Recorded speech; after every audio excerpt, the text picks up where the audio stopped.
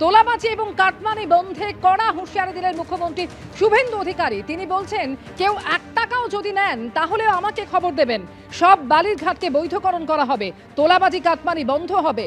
Jamboree sub assistant engineer ঠিকাদারের কাছ থেকে টাকা নিচ্ছিল, খপ করে ধরে জেলে ঢুকিয়েছি, অভিযোগ পাচ্ছি, সাসপেন্ড করছি, বললেন মুখ্যমন্ত্রী।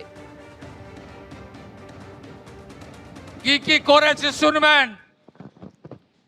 জামমনি ব্লকের একজন সাব অ্যাসিস্ট্যান্ট ইঞ্জিনিয়ার ঠিকাদারের কাছ থেকে 2 লাখ টাকা নিচ্ছিল, খপ করে ধরেছি আর জেলের ভিতর ঢুকিয়ে দিয়েছি।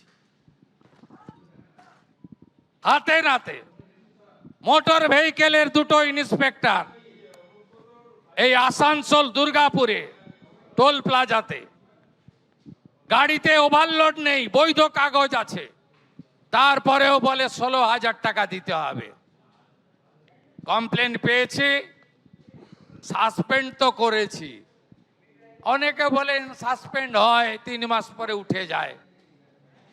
আমি বললাম সাসপেন্ড করলে মুখ্যমন্ত্রী সন্তুষ্ট নয়, 2টো MVI ইন্সপেক্টরকে জেলে ঢুকিয়েছি।